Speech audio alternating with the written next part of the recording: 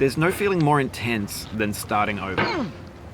If you deleted your homework the day before it was due, as I have, or if you left your wallet at home and you have to go back after spending an hour in the commute. If you won some money at the casino and then put all your winnings on red but it came up black. If you got your best shirt dry cleaned before a wedding and then immediately dropped food on it. If you won an argument with a friend and then later discovered that they just returned to their original view. Starting over is harder than starting up. If you're not ready for that, like if you've already had a bad day, then what you're about to go through might be too much. Feel free to go away and come back.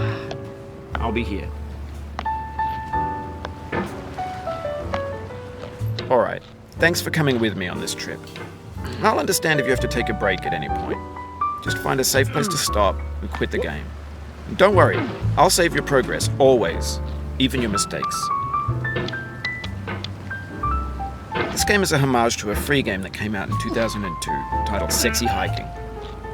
The author of that game was Jazuo, a mysterious Czech designer who was known at the time as the father of B games. And B games are rough assemblages of found objects. Designers slap them together very quickly and freely, and they're often too rough and unfriendly to gain much of a following. They're built more for the joy of building them than as polished products. In a certain way, Sexy Hiking is the perfect embodiment of a B game.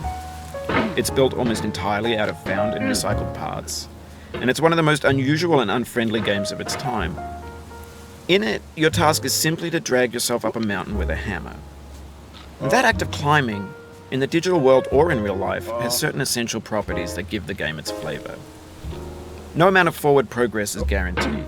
Some cliffs are too sheer or too slippery, and the player is constantly, unremittingly in danger of falling and losing everything. Oh, you just lost a lot of progress. That's a deep frustration, a real punch in the gut.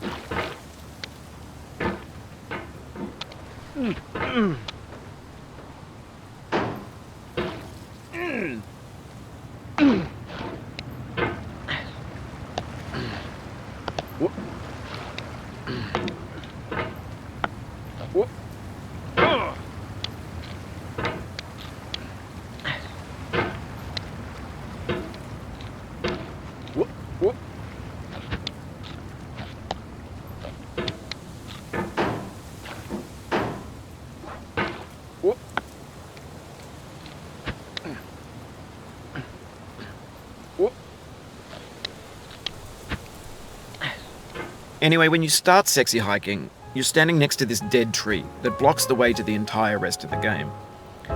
It might take you an hour to get over that tree, and a lot of people never got past it.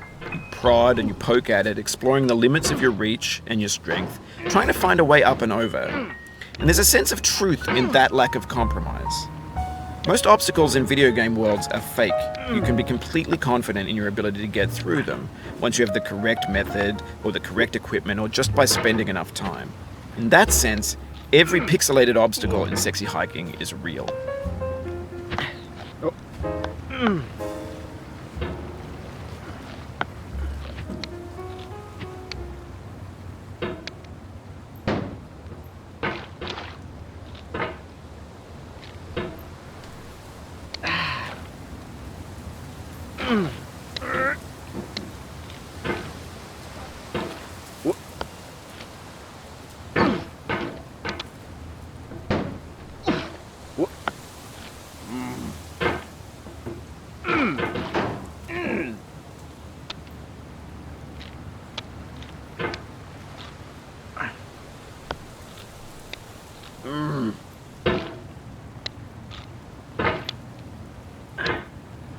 Oof, sorry about that.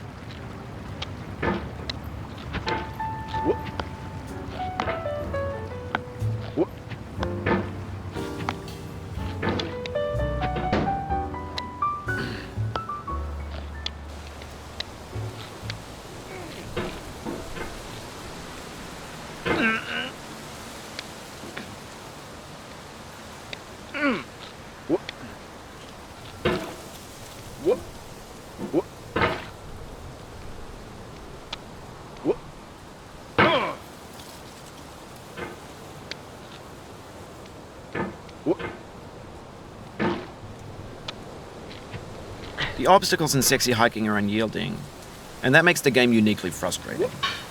But I'm not sure Jazuo intended to make a frustrating game.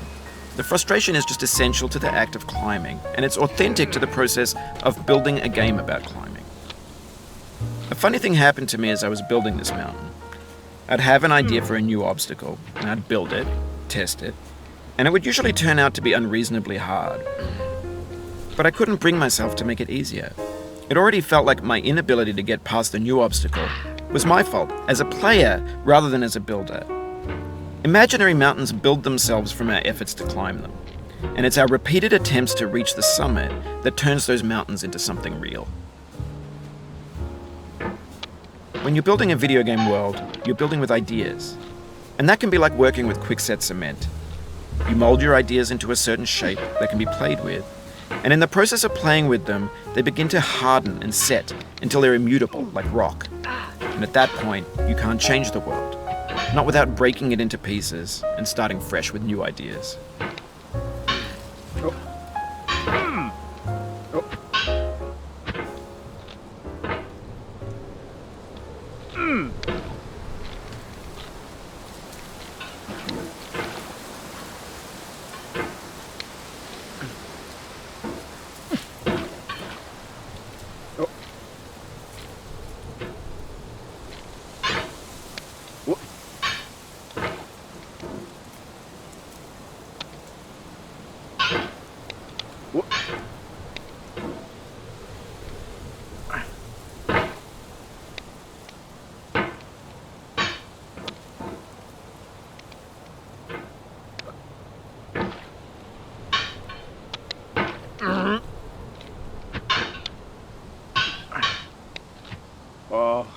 Oh, it happened again.